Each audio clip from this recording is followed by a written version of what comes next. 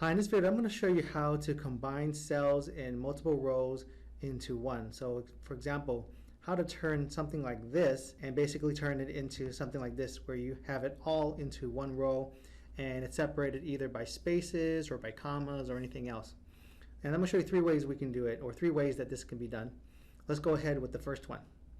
Now this particular one is using two functions, a concatenate function and a transpose function.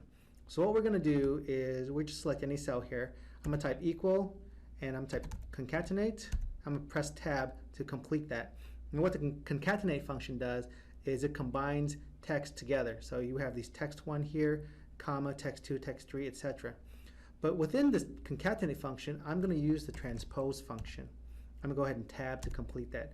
And what the transpose function does is it transposes a list of items or an array from one view to another view. So it will transpose this from a horizontal view into a vertical view. Basically, you take these rows and then transpose it into a one row and multiple columns. So what I'm going to do is it's looking for an array, so I'm just going to go ahead and select from A1 to A18, and I'm going to go ahead and close the parentheses. But what I'm going to do before I press enter is I'm going to select that transpose function, and I'm going to press the F9 key.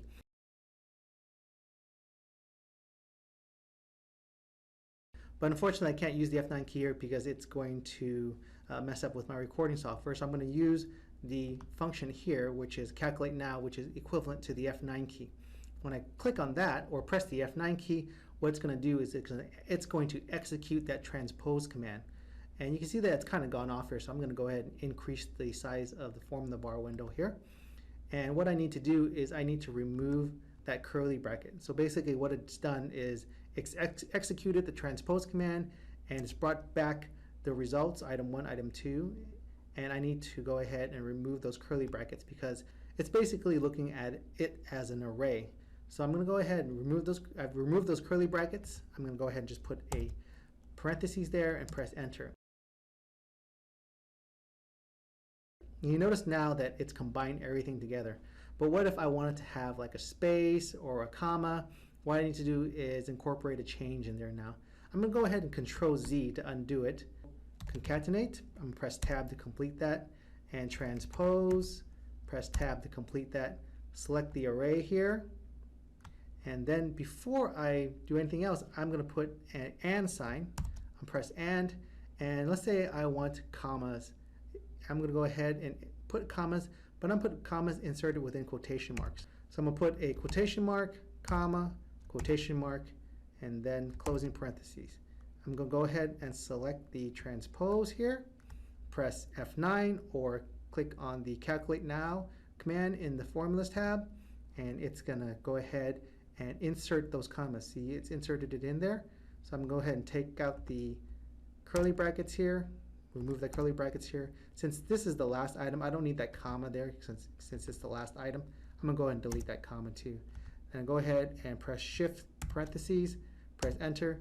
So now you notice it's entered in these items and it's separated out by commas.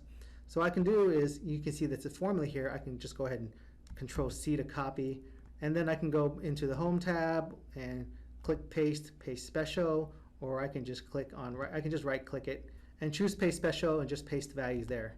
So now instead of, I'll go ahead and press escape. When I click in the cell, all I see are the values. Let me show you another example, and let's say that we have it, instead of having it in rows, we have it in columns. Let me go ahead and go to the columns. So in this example, I will start with equal concatenate, press tab to complete that, and then I will select my range here. And before I press enter, I'm just going to go ahead and select the range here, and then press F9 or go under the tabs and press calculate now, and you notice now that it has calculated out that range and provided back the values here. Remove the curly brackets here, the first one here and then the last one here, and then put in the parentheses, press enter, and now you'll see that I have my combination of items. Now if I also wanted to have the comma in there, what I'm going to do is, let me go back and Control Z to undo that. I'll go ahead and press equal, concatenate, press tab, and then select my items here, and then and then go up into my formula bar, press the and then quote, comma, quote, and then go ahead and select the range and end in quote there. Press the F9 key or press calculate now.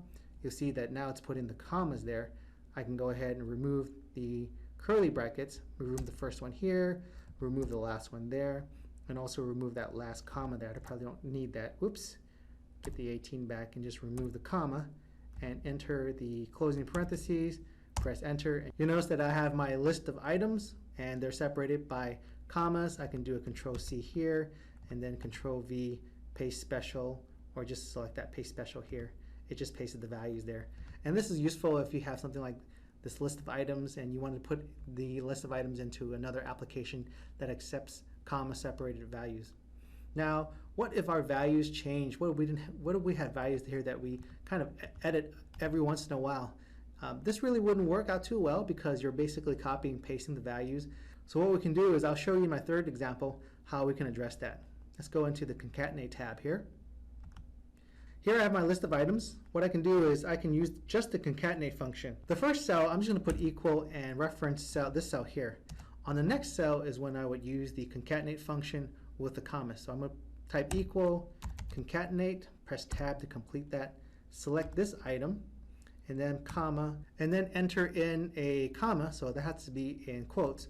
So double quotes, comma, double quotes to close that, another comma, so it's going to go into text 3 here, the next argument. And just select the argument above and then put in a closing parentheses and press enter. So now you see that it's done it a little bit backwards, but that's okay. I'm going to go ahead and double click this fill handle to bring it down, and so it's copied it all down here. So you notice that it also started out with 18 because it copied this one and then whatever was above there, and it just added it to there. So now if I had to change something here, so let's say that item 10, I want to change that to item 100. So you notice that 100 shows up here, is here, and it dynamically changed here. So that's very helpful if you want to have comma separated values, but then your source data, your source rows, they may change every once in a while. So you can use this particular method to do that. So let's say if order didn't matter, this would be fine because this is in no particular order. But if order did matter, you'd probably have to sort this row first and then perform the concatenate function as I showed you before.